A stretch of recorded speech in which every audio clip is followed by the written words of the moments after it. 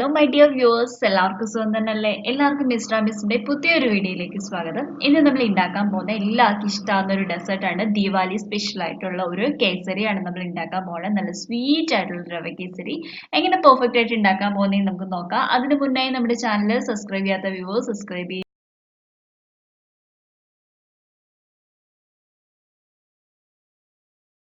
ഇതിന്റെ ഇൻഗ്രീഡിയൻസ് ഒക്കെ ഞാൻ ഉണ്ടാക്കുന്ന വഴിക്ക് പറഞ്ഞുതരാം. അപ്പൊ ആദ്യം നമുക്ക് ഒരു കടായി വെച്ച് ചൂടായി കഴിയുമ്പോൾ കുറച്ച് നെയ്യ് ഒഴിക്കുക. നെയ്യാണ് ഇതിന്റെ അകത്ത് ഇമ്പോർട്ടന്റ് ആയിട്ടുള്ള കാര്യം. അപ്പൊ നെയ്യ് ഒന്ന് മെൽട്ടായി വരുമ്പോഴത്തേക്കിനും നമുക്ക് മുന്തിരിങ്ങ ഇട്ട് കൊടുക്കാം. ഉണക്കമുന്തിരിങ്ങ.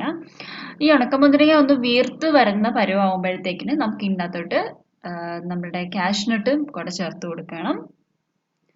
എന്നിട്ട് ഇത് രണ്ടും കൂടെ കരിഞ്ഞു പോവാണ്ടിരിക്കാൻ വേണ്ടി ഫ്ലെയിം ലോ ആക്കി വെച്ചിട്ട് നന്നായിട്ട് ഒന്ന് വാടുന്നൊരു ചെറുതായിട്ട് മൂക്കില്ലേ ആ പരുവാകുമ്പോഴത്തേക്കിനും നമുക്കിതിനെ എടുത്ത് മാറ്റി വെക്കാം.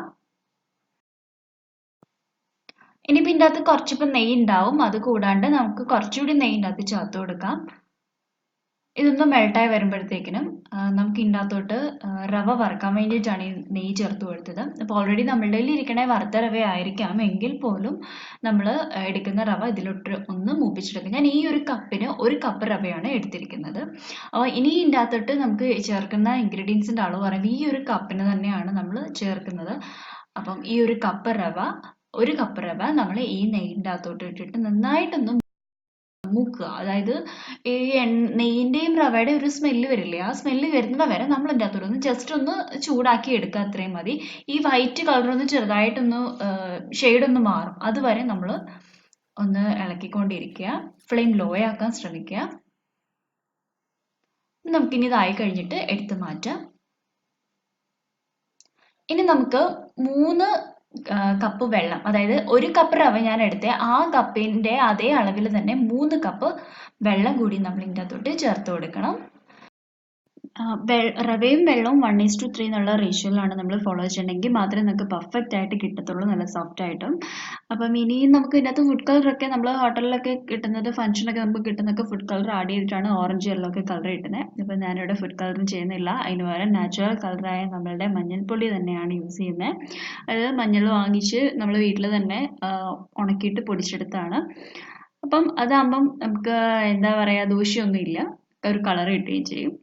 അപ്പോൾ അത് മഞ്ഞൾപ്പൊടി ഇട്ടിട്ട് വെള്ളം നന്നായിട്ട് തിളയ്ക്കുക. എന്നിട്ട് ഇതിൻ്റെ അകത്തോട്ട് ഞാൻ 2 സ്പൂൺ സൺഫ്ലവറിൻ്റെ ഓയിൽ തിളച്ച് വരുമ്പോൾ ചേർക്കുന്നുണ്ട്.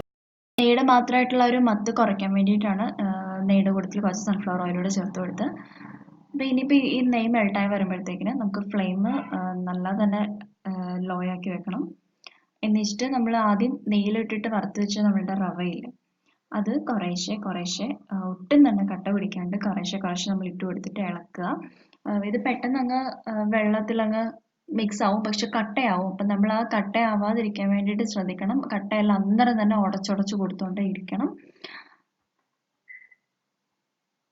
നന്നായിട്ട് തന്നെ നമ്മളത് കയ്യിൽ ആ സ്പൂണിന് തവിയോ സ്പൂണൊക്കെ ഇട്ടിട്ട് നന്നായിട്ട് ഉടച്ച് തന്നെ പോകണം, അല്ലെങ്കിൽ പെട്ടെന്ന് വെള്ളം അങ്ങ് വറ്റുകയും ചെയ്യും, കട്ടയാവും.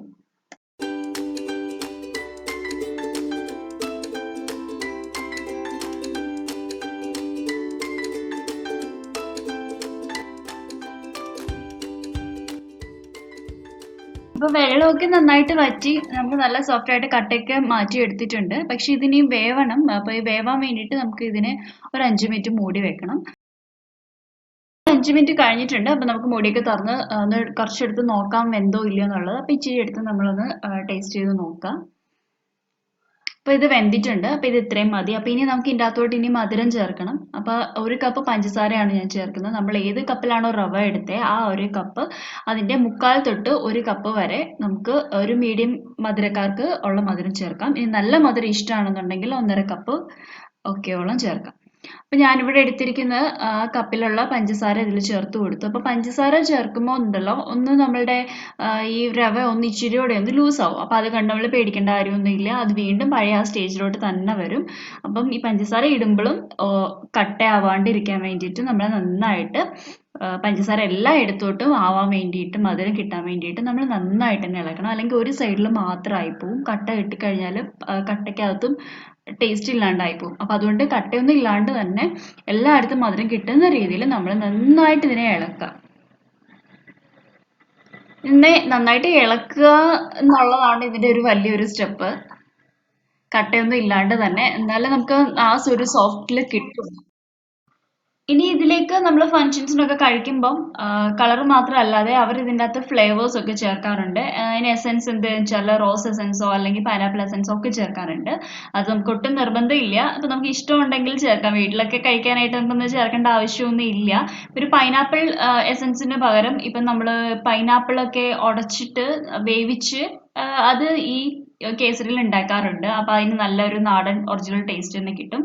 ഈ പൈനാപ്പിൾ ഒന്നും കഴിക്കാൻ പറ്റാത്തവരാണ് അല്ലെങ്കിൽ കിട്ടാത്തവരൊക്കെ ആണെന്നുണ്ടെങ്കിൽ ആ ഒരു ഫ്ലേവറിന് വേണ്ടി നമുക്ക് കുറച്ച് എസൻസ് ചേർക്കാം, നിർബന്ധമൊന്നും ഇല്ല. എന്നിട്ട് നന്നായിട്ട് ഇളക്കുക. ഇതിപ്പോ കാണുമ്പോൾ തന്നെ നിങ്ങൾക്ക് മനസ്സിലാവുന്നുണ്ടല്ലോ, നല്ല സോഫ്റ്റ് ആയിട്ട് കിട്ടുന്നുണ്ട്. നമുക്ക് അതിൽ നിന്നൊക്കെ വിട്ട് വരണം. ഈ കോവ പരുവം എന്നൊക്കെ പറയില്ലേ നമ്മൾ ബർഫിയൊക്കെ ഉണ്ടാക്കുന്ന സമയത്തുള്ള, അപ്പൊ അതിൽ നിന്ന് വിട്ടിങ്ങ് പോരണം. ആ ഒരു പരുവാണ് ഇതിന്റെ നല്ലൊരു പരുവം. അപ്പൊ നല്ല സോഫ്റ്റ് ആയിട്ടും ചെയ്യും. ഇനി അവസാനമായിട്ട് നമുക്ക് ഇതിൻ്റെ അകത്തോട്ട് കുറച്ചുകൂടി നെയ്യ് ചേർത്ത് കൊടുക്കാം. നെയ്യ് ഇതിൻ്റെ അകത്ത് ഒഴിച്ചു വിടാൻ പറ്റാത്ത ഒരു കാര്യമാണ്. അപ്പം ഒഴിച്ചു കൊടുക്കുക നെയ്യ്. എന്നിട്ട് അതിനും എല്ലാം ഒന്ന് നന്നായിട്ട് ഒന്ന് മിക്സ് ചെയ്യണം. നമുക്ക് നന്നായിട്ട് തന്നെ ഒന്ന് ഇളക്കി കൊടുക്കുക. അപ്പം അതെല്ലാം കഴിഞ്ഞു. ഇനി ലാസ്റ്റ് നമ്മൾ നെയ്യിൽ വറുത്ത് വെച്ച് നമ്മുടെ നട്ട്സ് ഒക്കെ ഇട്ട് കൊടുക്കുക. ഫൈനൽ ആയിട്ട് ഇത്രയേ ഉള്ളൂ നമ്മുടെ കേസരി. അപ്പൊ ഇത് ഈ നട്ട്സും കൂടെ ഇതിൻ്റെ അകത്ത് ഇട്ടിട്ട് ഒന്ന് മിക്സ് ചെയ്ത് കഴിഞ്ഞാൽ നമ്മുടെ കേസരിയുടെ പരിപാടിയൊക്കെ തീർന്നു. ഇനി ഇതിനെ നമുക്ക് ഇഷ്ടമുള്ള ഷേപ്പിൽ, ഇപ്പം ഓവൽ ഷേപ്പിലോ അല്ലെങ്കിൽ ഏതാണോ ആ ഒരു ഷേപ്പിലാക്കി നമുക്ക് കട്ട് ചെയ്ത് നമുക്ക് കഴിക്കാവുന്നതാണ്. അപ്പം നല്ലൊരു ടേസ്റ്റ് ആണ്. ഞാനൊക്കെ ടേസ്റ്റ് ചെയ്ത് നോക്കി, ആവശ്യത്തിനുള്ള മധുരമൊക്കെയുള്ള നല്ല പെർഫെക്റ്റ് ആണ്. നിങ്ങൾ ഉണ്ടാക്കി നോക്കിയെങ്കിൽ മാത്രമേ നിങ്ങൾക്ക് അത് മനസ്സിലാവത്തുള്ളൂ എത്രത്തോളം പെർഫെക്റ്റ് ആയിട്ട് നമുക്ക് കിട്ടിയെന്നുള്ളത്. അപ്പം എല്ലാവരും ഇത് എല്ലാ ഫ്രണ്ട്സിനും ഷെയർ ചെയ്ത് കൊടുക്കണം. അപ്പം ദീപാവലിക്ക് നിങ്ങളുടെ വീട്ടിലൊക്കെയും ഉണ്ടാക്കാനായിട്ട് ഈ ഒരു ഡിഷ് സെലക്ട് ചെയ്യുക. അപ്പൊ എല്ലാവർക്കും മിസ്റ്റർ ആൻഡ് മിസ്സിന്റെ വക ഒരു ഹാപ്പി ദിവാലി. എല്ലാവരും എൻജോയ് ചെയ്യുക. Take care, bye. ഇനി നമുക്ക് പുതിയൊരു റെസിപ്പി ആയിട്ട് കാണാം. അതുവരേക്കും ബൈ. അപ്പൊ ഞങ്ങൾ ഇത് ഫുള്ളൊന്ന് കഴിച്ചൊന്ന് തീർക്കാം കേട്ടോ.